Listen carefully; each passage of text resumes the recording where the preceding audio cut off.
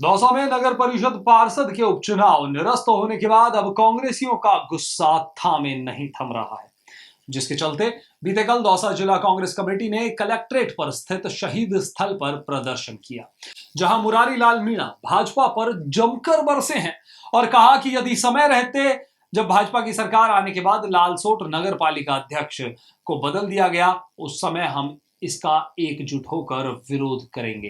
तो आज ये बड़ा दिन नहीं देखना पड़ता, लेकिन अभी भी हम लोग इस निरस्त हुए नगर परिषद पार्षद चुनाव का पूरी तरह विरोध करेंगे और भाजपा की नींद उड़ाकर रख देंगे जब तक कि चुनाव नहीं होता है।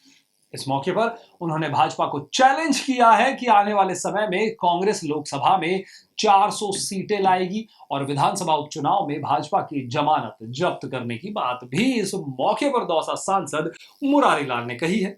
इस मौके पर कांग्रेस जिला अध्यक्ष रामजी लाल ओढ़ ने कहा कि जल्द ही तारीख तय करके सरकार को सद्बुद्धि लाने के लिए एक यज्ञ का आयोजन भी किया जाएगा। मैं समझता हूँ कि ये जो चुनाव ने निरस्त किया है, ये लोकतंत्र की हत्या है, प्रजातंत्र की हत्या है। चुनाव की सारी प्रक्रिया पूरी होने के बाद में पोलिंग बूथों पे पार्टियां पहुंच गई। ये पहला देश में उदाहरण होगा जो चुनाव को पेंडिंग किया है।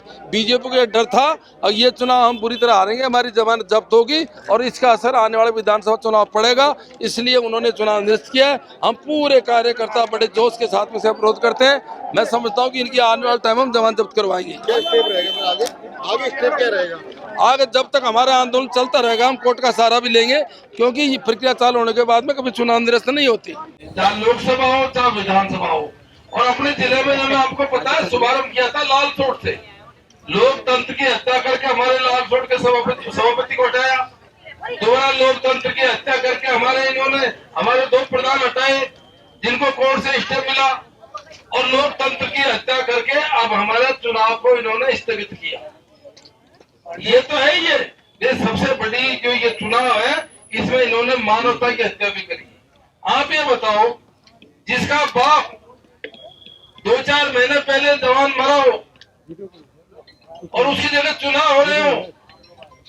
एक तो हमारी पार्टी है, ये पूरी जी और जान से उनके बेटे दीपक के साथ में खड़ी हो गई।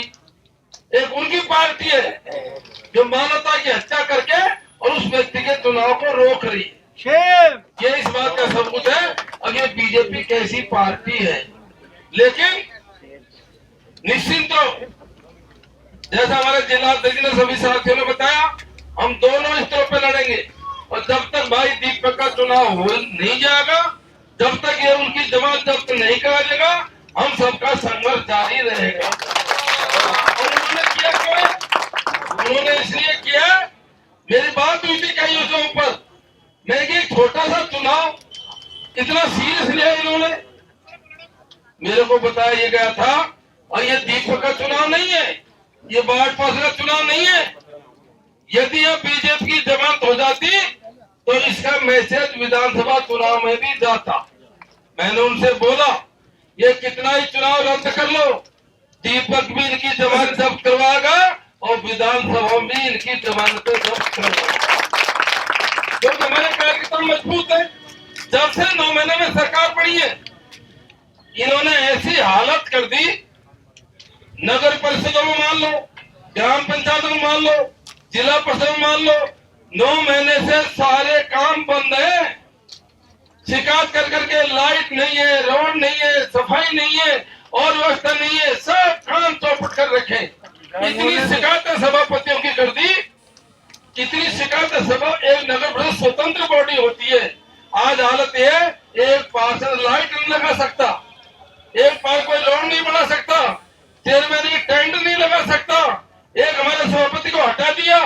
आप देख लो क्या कर दिया। अरे जब मैं जीता था 2018 में, तब भी यहाँ पे बीजेपी के सभापति थे। सुन रहे होंगे कोई 1.5 साल तक कोई खेले माई का लाल, हमने कभी सभापति को परेशान किया हो तो हमने कह दिया था। और भैया विकास अलग बात है, पार्टी अलग बात है, सभापति जी कोई भी काम हो तो बता दिया करो, हमारी सरकार हम आपकी मदद करेंगे।